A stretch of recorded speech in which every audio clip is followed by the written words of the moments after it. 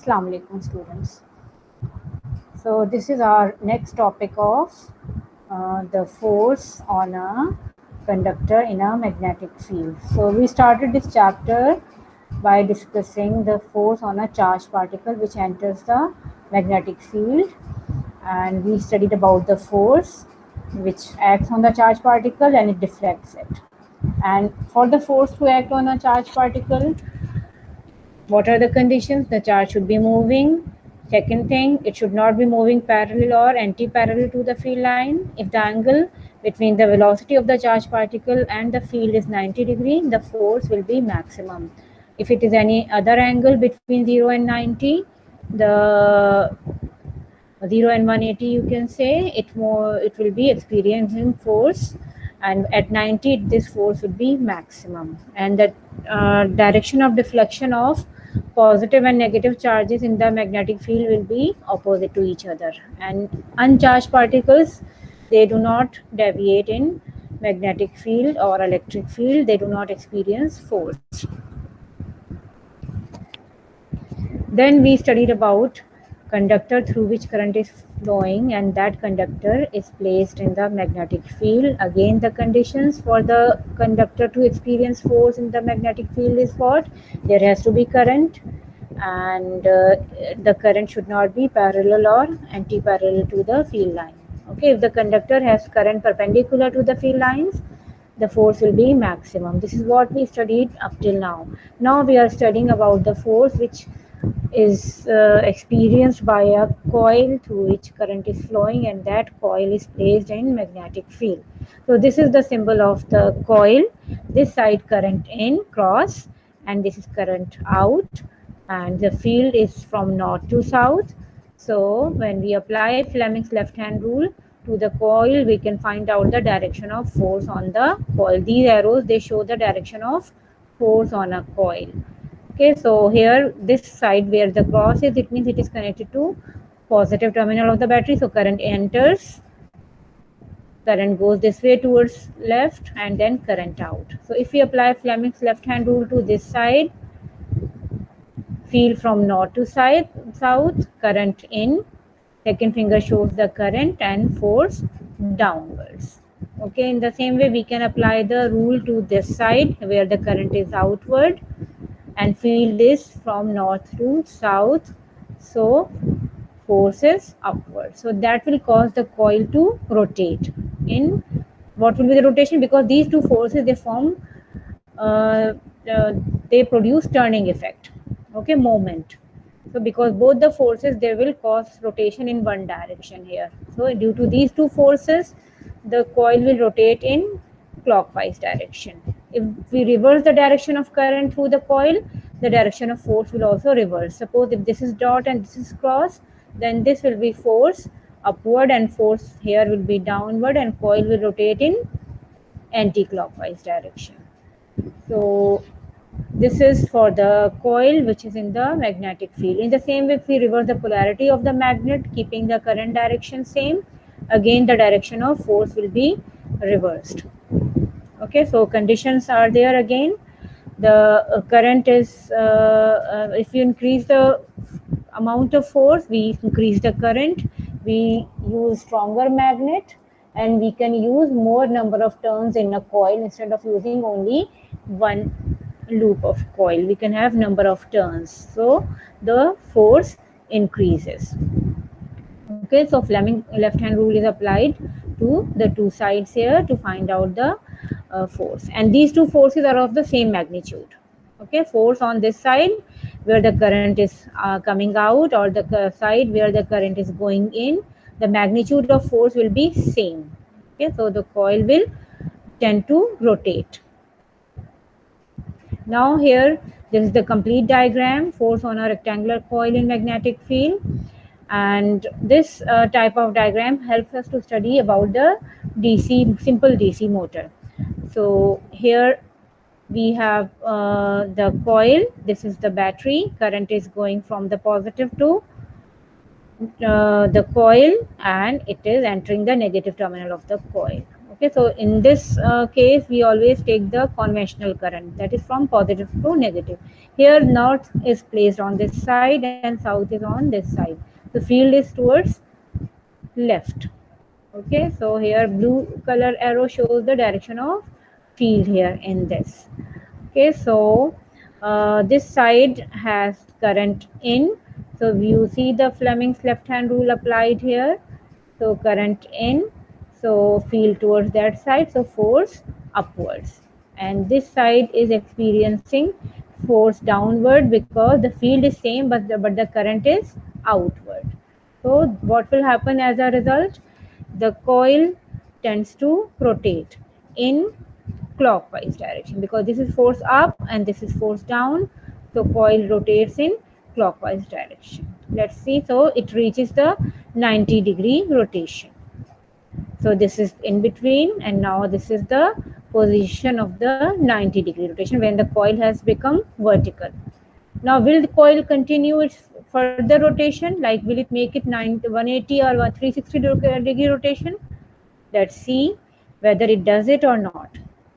See here in the previous diagram, here the force and field are perpendicular to each other, and these two forces, they have a different line of action. Okay, and they cause the coil to rotate about this horizontal axis. Okay, there you can imagine a horizontal line, this axis of the coil, okay, about which this tends to rotate. So these two forces are not acting at the axis of the coil, they are having some distance. So that is why the turning effect is produced. So this is rotating, and then it reaches this position when the coil has become vertical, and the force is acting now on this side and the bottom side also. Not only top and bottom side, it's acting on the other side also, like back side and front side also. In the previous diagram, in this diagram, why no force acts on this side or this side? Because current goes from this end, this side goes anti-parallel to the field lines, so no force acts on this side. Okay, then this side is causing current to have an angle of 90-degree with the field line, so force acts. Again here this side force does not act because this is parallel to the field lines. So on this side and this side, no force acts on the coil, only this one and this one. So here force up, force down, the coil rotates.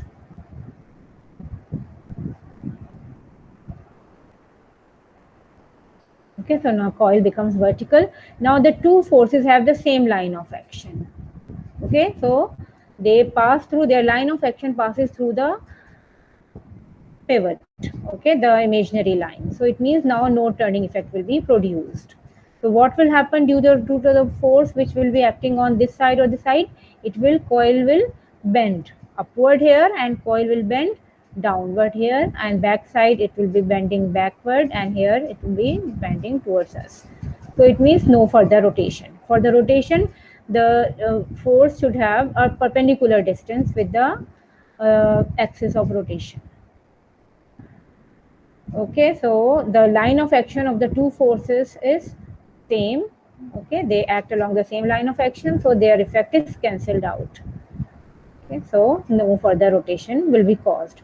So, but DC motor, any motor, it rotates continuously. It makes 360-degree rotation. So it means we have to make some arrangement. We have to change something in the circuit so that the coil rotates through 360 degrees. So this is the diagram of simple DC motor. Here you see few new things. Here the coil, the two opposite poles facing each other, and they are curved pole pieces. They also have some advantage. And this is the coil. So this is positive terminal of the battery. So current goes this way, and this way. The direction of force is marked here. If you apply Fleming's left hand rule, you can see that this is rotating upward this side, and this side will be experiencing force in the downward direction. But what are these things? This red color, this is a carbon brush. This is also, this is split ring commutator. Okay, these two, black and red, commutator. Okay, so they are just touching the carbon. These are carbon brushes. These flat rectangular pieces are carbon brushes. It's also a conductor. So their brushes are connected to positive supply and negative supply of the battery, and brushes, they are just in contact. Okay, it means they are just touching it, they are not fixed.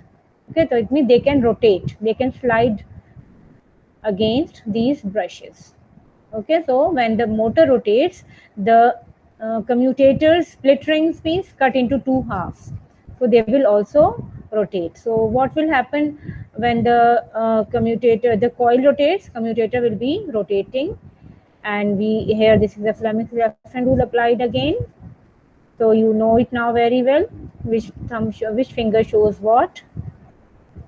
Now this is the diagram of the commutator. So after the coil has completed this rotation of,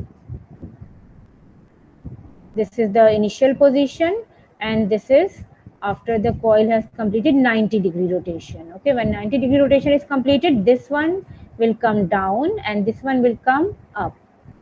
Okay, so it means now the commutators, because they can slide against the brushes, so brushes, they will remain at their place and commutator will move. Now there is no connection with the battery, it means current does not enter, but coil continues rotating due to inertia, because you know that first law, a body will continue state of rest or of uniform motion. So here it will tend to move due to its inertia till the next diagram comes, that is the coil, which was at the bottom, because this is rotating in clockwise direction. So first was, it was here on this side, after that 190-degree, this is come 90-degree, it has come to the bottom, and after further 90-degree rotation, means total 180-degree rotation, the coil red one has come to the left side, which was in the beginning at the right side. Okay, and this black one has come to right side. So this will cause the coil to continue rotating. Now this is a more appropriate diagram of this DC motor. Brushes, commutators, carbon, and these curved pole pieces. And what is the advantage of having curved pole pieces? Because at any orientation of the coil, coil will always be at 90-degree to the field line, so force always will be maximum.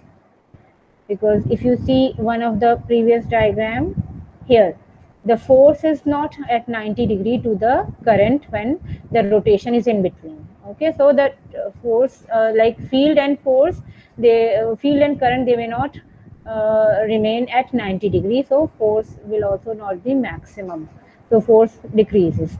But this arrangement of curved pole pieces, it will keep the coil, the current in the coil perpendicular to the field lines, the force always will be maximum. Here, electric current flowing around the coil of the electric motor produces oppositely directed forces on each side of the coil. These forces cause the coil to rotate. Okay, here it is rotating in clockwise direction. Every half revolution, the split rings commutators cause the current in the coil to reverse. Otherwise, the coil would stop in vertical position, as I said earlier.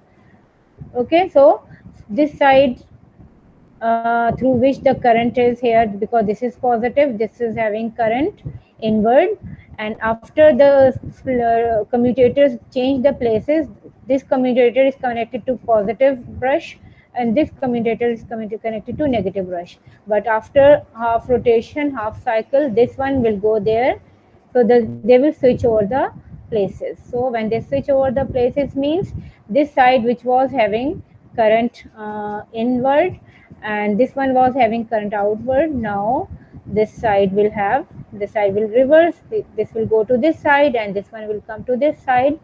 So the current through the coil will also reverse, because now this side will make contact with the negative supply and this side will make contact with the positive supply. It means through this side of coil now the current will be inward and this side will have current outward.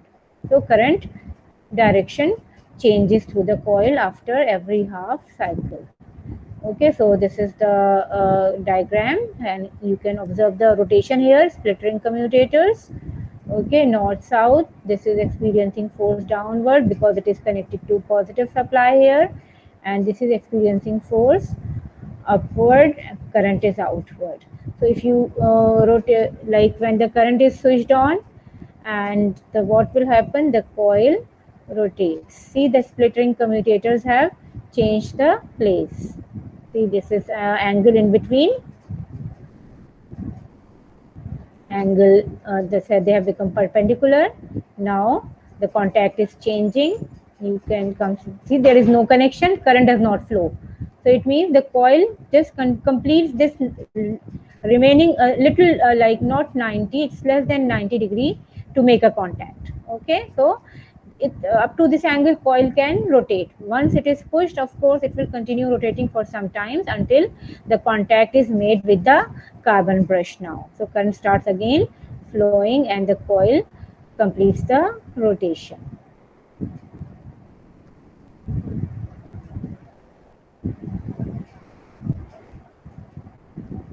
Okay, so this is the model. You can make your own motor having the opposite poles of the magnet and a wooden block. You can wind the wire. More turns will cause more force to act, so motor will rotate more fast. Okay, so here magnets, and you can it's not necessary that you use exactly that type of commutators. Anything can be serving, can be used to make the commutators here.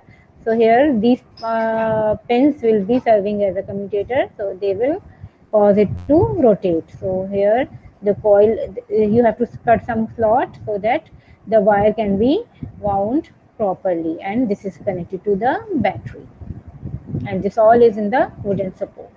Okay, one side will experience force upwards and the other side will experience force downward, depending on which side is connected to positive or which one is connected to negative.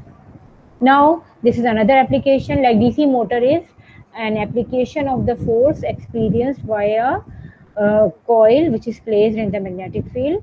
There is another application. This is the loudspeaker. Okay, that also works on the same principle. That is, the force acts on a coil when it is in the magnetic field. Okay, so the speaker converts our sound. This mic, for we speak on mic converts our sound signal into electrical, and then speaker converts it back into sound signal. Here so our sound signal which are from the mic, they go to the amplifier, so they are in the form of alternating current. Why they are in the form of alternating current? Because our voice, of course, when we speak, the frequency will change and the amplitude varies, so it means current will also vary, so we call it alternating current.